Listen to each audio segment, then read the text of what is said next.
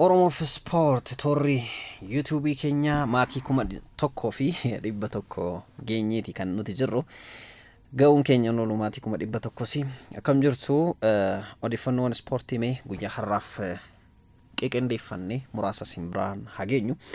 Guyyoota sadan arfan kana keessatti maatiiwwan ispoortii hedduun keessan karaa toora Telegiraamii, toora TikTokii fi toora YouTube irratti maaliif Oromoo Sport akka badii gaafachaati kan isin turtanii isaaf immoo deebii isiniif kennuudhaaf bannee turre dhugaadha. Amma garuu deebineeti kan nuti jirru. Odeeffannoowwan ispoortii guyyoota sadan arfan kana keessatti isin biraan ga'uu hin dandeenye taateewwan ispoortii garaagaraa darbaniiti kan isaan jiranii. Guyyaa har'aa tokko jennee duubatti deebinee guyyoota sadi booddee karaa toora YouTubeetiin deebineeti kan nuti jirru. Champions Leaguein Awurooppaa erga riifoormii haaraadhaan eegalamee amma waggootiin lammaffaan lakkaawamaati kan isaan jiran. Bara darbe kilaboota 36 lakkoofsisuun injifannoo Paris Saint-Germainin goolabamuunsaa kan yaadatamudha.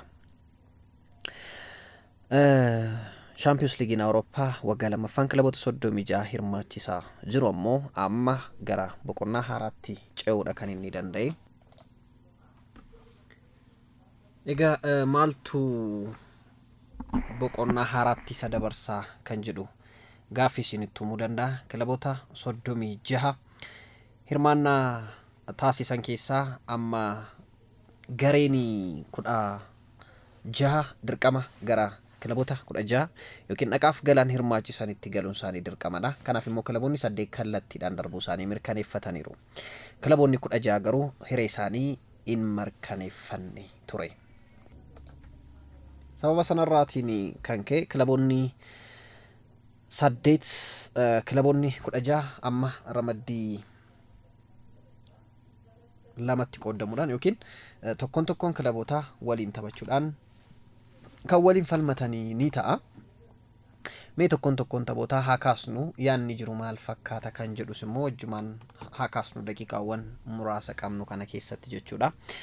Egaa 16tti darbuudhaaf yookiin Champions League Awurooppaa dhaqaaf galatti hirmaatanii nuusa xumuraaf darbuudhaaf dirqama hojii manee tokkotu isaan hafe. Kilaboonni 8 irraa kaasanii haga 9 irraa kaasanii haga 24 xumuranitti ramaddiin ramadamee fi kilaboonni hedduun ramaddii isaanii beekanii kan isaan turanii kilaboota 9 haga 24 xumuran jechuudha.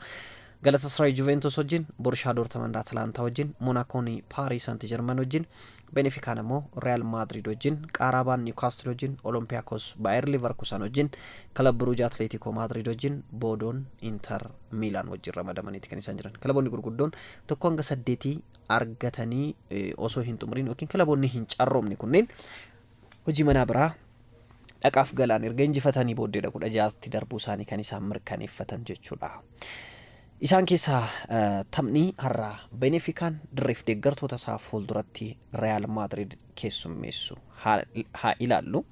Egaa leenji isaanii Benefica amma kan Real Madrid durii Jose Mourinhoon gaazexeessitootaaf ibsa kennan yookiin immoo miidiyaaleedhaaf ibsa kennaniin guyyaa har'aa ijoo dubbii ta'eeti kan inni oolaati jiru guyyaa kaleessaa dabalateeti jechuudha. Jose Mourinhoon maal dubbatanii maal jedhanii kan jedhu isinitti haa himu. Jose Mourinhoon kanaan dura Real Madrid leenjisanii La Liga Spain dabalatee waancaawwan hedduu milkeessuu leenjisaa danda'anidha. Kana hundumti keessaniyyuu ni beektu jedheen waan ayyaaduuf jechuudha. Sababa kanaatiin guyyaa har'aa guyyaa kaleessaa ibsa miidiyaaleedhaaf kennaniiti kan isaan turanii. Real Madrid kilaba guddaadha. Kilaba addunyaa kanaati. Mootiin maal jedhama afaan Amaariffaa afaan Ingiliffaatiin kan inni barreeffame. Mootiin madaahe tokko jedha. Yeroo irra deebiidhaan dhufee si waraanuudhaaf dhufu mootiin madaahe tokko dogoggora isaa kanaa duraanii waan beekuuf si ajjeesuu danda'a. Yaada jedhus kan isaan kaasan. Madridin madeessineerra. Mootiin madaa'e ammoo baay'ee ajjeesuudhaaf qophiidha. Kanaaf of eeggachuu qabna. Yaada jedhudha kan isaan kaasan. Madridin kanaan dura goolii 4-2 injifachuun isaanii ni yaadatama. Marsaa gara 16tti darbuudhaaf taasifamaa ture keessatti. Madridin injifachuun isaanii isaan gara marsaa injifatanii darbuu kanatti darbanii Madrid immoo tokko hanga 8 keessaa kufuudhaaf dirqameeti kan inni ture. Kun taaktika Jose Mourinhooti jechuun ni danda'ama. Jose Mourinhoon injifataniiru, injifataniiru. Goolii 4-2 dadhabbinaa fi cimina kilabii kanaallee adda baasanii akka beekanidha kan isaan irra deddeebiidhaan dubbachaa turan. Egaa gareen Arbeolaadhaan durfamu Real Madrid dogoggoroota irra jirurraa kanaan dura kilaba Albacete jedhamuun injifatamuudhaan waancaa Copa del Rey irraa gaggeeffamuusaa kan yaadatamudha.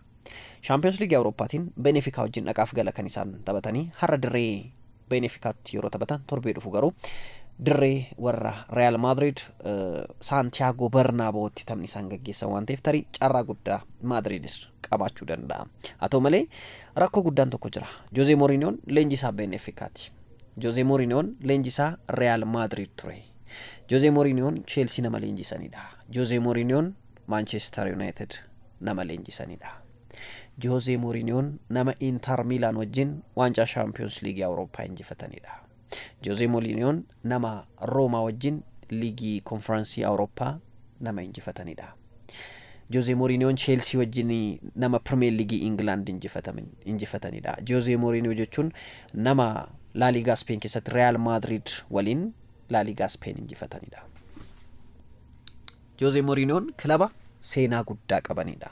Leenjisaa seenaa guddaa qabanidha. Jose Mourinhoon kilaba kamiyyuu injifachuudhaaf warra humna qaban keessaa leenjisaa olaanaadha. Kanaafidha maqaasaa The Special One jechuun kan of waaman. Egaa Joseen Real Madridin haa beekaniyyuu malee garee nama Madrid keessatti argamu Vinicius Junior, Rodrigo Goes, Kylian Mbappe, Federico Valverde, Thibaut Courtois, David Alaba dabalatee taphattoonni world class jedhaman hedduun garee kana keessatti kan isaan argaman. Kanaafuu tarii karaa isaan yaadan waan milkaa'u ta'uu dhiisuu mala. Hundumaafuu yeroon kanii waan ta'eef galgala har'aa sa'aatii 5 yeroo jedhu gareen Jose Mourinho dirree isaa irratti Real Madridin kan keessummeessu ta'a. Osuma injifateeyyuu immoo gareen kun osuma injifateeyyuu immoo Madrid Santiago Bernabeutti tapha deebii qaba. Kanaafuu yeroo injifatan Joseen Jose jechuun akkaataan tapha isaanii kilaboota biraatiif kan hin mijannedha. Goolii tokko lakkoofsisanii daqiiqaa 90f ittisa irratti xiyyeeffatanii injifachuu danda'u. Roomaan Conference League Awurooppaa yeroo injifatu qeeqni irratti ka'aa ture baay'ee kan nama gaddisiisudha. Leenjistoonni garaagaraa, miidiyaaleen garaagaraa qeeqa hedduu Jose Mourinho irratti kaasaniiti kan isaan turan. Haa ta'u malee Jose Mourinhoon daqiiqaa 90tti taphatte miti addunyaan kan si beektu. Daqiiqaa 90tti taphattirra daqiiqaa 90 waancaa nyaatteetu addunyaan si yaaddata jechuudhaan qeeqa sana ofirraa kaasuudhaaf yaalii taasisaniiti kan isaan turan. Sababa kanaatinis Benficaan tarii goolii tokko yookiin goolii 2 dursee lakkoofsisee Real Madrid irratti Santiago Bernabeu deemee tapha fokkisaa taphatee gara marsaa 16tti darbuu danda'a. Kun amala Jose Mourinhooti waan ta'eef jechuudha. Egaa leenjisaan kun lammii Portugalidha. Biyya isaa keessatti kan inni argamu deeggartoota hedduudha kan inni qabu. Tarii deeggartoonni taphataa 12ffaa ta'anii kilaba kanarratti dhiibbaa uumanii injifachuu danda'u. Santiago Bernabeu irratti garuu tarii akkuma dura siniif kaasaa ture ittisa irratti xiyyeeffatanii garuu daqiiqaa meeqaaf ittisa irratti akka xiyyeeffatan inni haa beeku. Taphni tapha dhaqaa galaatii tapha dirree isaanii irratti qofa xumuramu miti waan ta'eef jechuudha.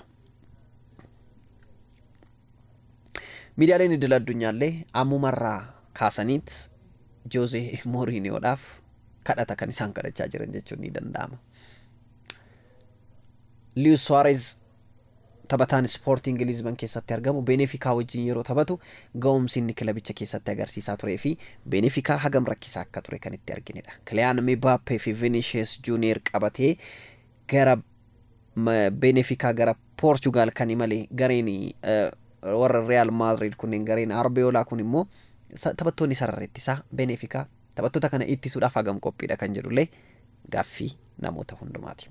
Yeroon kanii kutaa akkuma dura siniif kaase sa'aatii 10 yeroo jedhu taphni galgala keessa sa'aatii 5 yeroo jedhu taphni kun kan adeemsifamu ni ta'a. Taphoonni biroollee ni jiru. Paaris Saint-Germain shaampiyoonaan bara darbe bara kana hireensaa 1-8 keessatti xumuruu hin taane. Inumaayyuu kilaba biyya isaa kan ta'e Moonaakoo wajjin kan inni ramadame. Moonaakonis tapha dhaqaaf galaa kan qabu yoo ta'u, Moonaakoon akkuma beekamu liigii 1 yookiin liigii tokkoffaa biyya Firaansi keessatti kilaboota masaanuu jedhaman keessaa isa tokkodha. Ammatti ga'umsi inni irratti argamu gaarii haa ta'uyyuu baatu malee skwaadiin taphattoota baay'inaan kan nama gammachiisu miti. Taphattoota kanneen akka Baaloo Gunfaa kan of keessatti fi Ansu Faatiirraan kan hafe taphattoota hedduu kan of keessatti hin qabnedha kilabiin kun. Kan Paaris Saint-Germain garee Luis Enriqueen durfamu garuu taphattoota world class jedhaman akka addunyaatti jiranii fi shaampiyoonaa bara darbee waan ta'aniif tarii tapha kana injifatanii salphumatti gara marsaa 16tti darbuu danda'u. Yaadni jedhu jira. Paaris Saint-Germain taphicha kan injifatu ta'ee fi gara marsaa taanutti kan darbu ta'e carraan inni Baarseloonaa wajjin deebi'anii ramadamuu akka jirudha kan inni dubbatamaa jiru. Ashraf Hakimi, Marquinhos, William Pacho, Nuno Mendes, Zaire Emery, João Neves, Vitinha, Desire Doué, Ousmane Dembele, Kvicha Kvaratskhelia taphattoota hedduudha kan of keessaa qaban. Galgala kana sa'aatiidhuma 5 yeroo jedhu Borussia Dortmund fi Atalanta tapha wal madaalaa akka taphatanidha. Kuni shakkii tokkoyyuu hin qabu. Borussia Dortmund fi Atalantaan illee taphni isaan taphatan tapha haalaan eeggamudha. Marsaa 16tti darbuudhaaf. Taphni biraa tapha Galatasaray fi Juventus gidduutti adeemsifamu ta'u, Juventus fi Galatasaray gidduutti tapha adeemsifamu kanaan eenyutu injifata kan jedhus walumaan kan ilaallu ni ta'a. Galgala sa'aatii 2 fi daqiiqaa 45 yeroo jedhu kan eegalus ni ta'a. Egaa guyyaa har'aaf kan qopheeffanne kanuma fakkaata. Boru taphoonni hedduun ni jiru. Qabxiiwwan kana wajjin wal qabatee immoo waan dhufan Premier League England illee Wolves Arsenal gidduutti gaafa roobii taphatamu ni jira. Isas qabannee kan isiniif dhiyaannu ta'a. Har'aaf kanuma irratti haa golamnu.